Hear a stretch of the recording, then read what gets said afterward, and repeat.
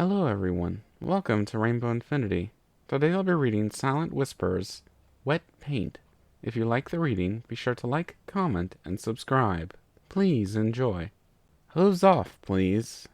It was something like blue, a little bit like yellow, and yet totally unlike green. She'd never seen anything like it in her entire life. The unknown student's painting was, in all other respects, averagely amateur. It was as though the artist had looked into a pond through foggy lenses and painted the resulting headache their poor prescription had gifted them.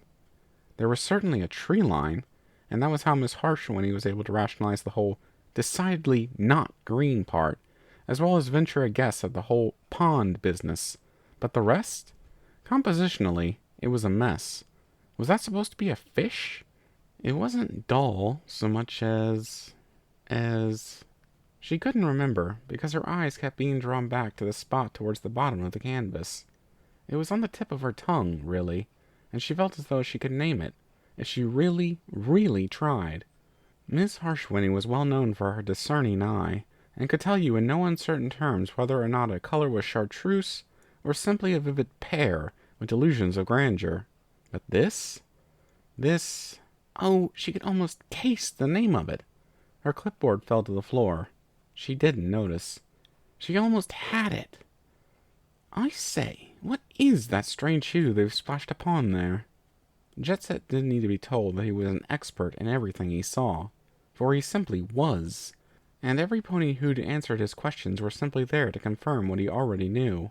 It was a way of life, a mindset that only the most elite of ponies could afford to have. Quite literally, of course. Out of the corner of his eye, he'd caught Uppercrust paying off the ponies, whose protests became too disruptive to ignore. So it was peculiar, this time, that his question wasn't immediately met with an answer he'd already known.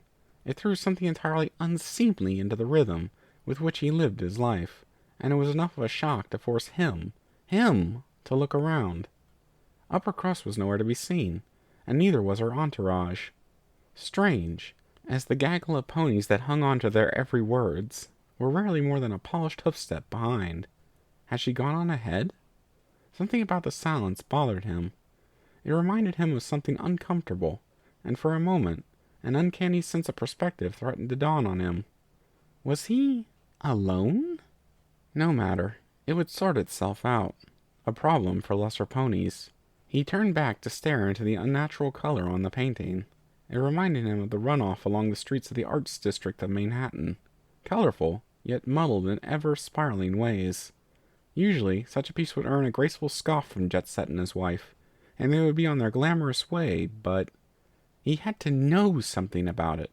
He didn't know why. He always knew everything worth knowing, and while it was a crude painting done by no pony he'd recognized, that one color was just... It was orange and yellow, but also had a much brighter purple and white in it, with a mix of other colors that struck him as somewhat familiar. How could a color contain so many others? Jet Set took a step closer, brushing aside a scrap of paper as he squinted into smudge. His wife would have liked this color, he thought. It reminded him somewhat of her. Windrider scowled at the painting. It had insulted him, it had, by the sheer audacity of being mediocre. His gaze darted around it. Was this what had those elitist pricks' tails in a twist? This? He'd gotten a ticket, same as every pony else, but by the time he'd gotten to this gallery, they'd all but cleared out. Humph. Small wonder why. It was gray, obviously. A gray puddle for foals to splash through, while they dreamed of greatness only some pony like him could achieve. Gray. That was it. Well, not it, per se. The color bulged. It swelled up, louder and louder, like the first tuning notes of an orchestra.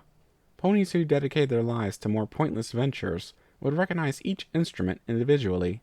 But Windrider didn't need to be able to tell an oboe from a bassoon to say that it was noise. In the same way, he could say that the water was gray, because it didn't really matter, and so whatever word he used for it was as accurate as anything else any pony could say. Gray, and... No, there was nothing else there. Nothing was behind the gray, pressing against it like the charged seconds before lightning cleaves the atmosphere, because nothing could be. So why did it still bother him? He frowned at it for wasting his time. But he couldn't quite turn away, and not even the impudent scrawl of signage could keep him from leaning in just a little bit closer. This painting wasn't worth the cost of its own canvas. Surely the real mystery was that more ponies hadn't mistaken it for garbage and hauled it away, right? The gray bloated, audacious in its existence. There couldn't have been other colors just behind it, pounding against the back, pressing like so many hooves, because that was impossible, and he didn't have time for such worthless whimsy.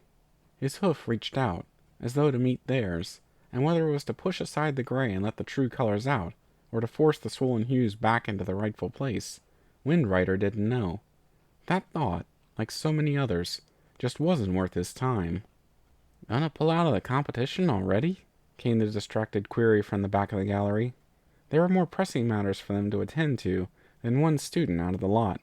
"Yes, I really am sorry for the trouble," Sweetie Belle all but purred, carefully tucking the canvas away in its bag. She didn't need to peek at it to see the bluish-brown of the water that seemed to ripple slightly as she moved. "But you were doing so well, and in Canterlot. That's the mark of blossoming talent, anonymous or not."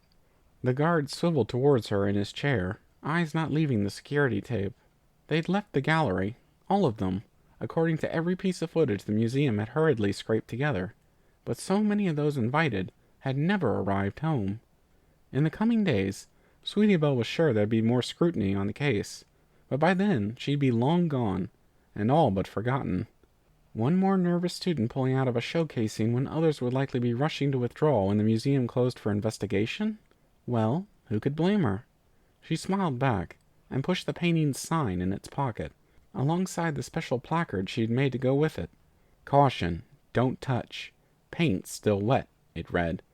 "That's okay," Sweetie Belle said softly, picking up the carrying case and trotting towards the door. "I hear they've got a spot for me in Manhattan, and I think this is something they really need to see. Another day, another showing." "All right, if you're sure."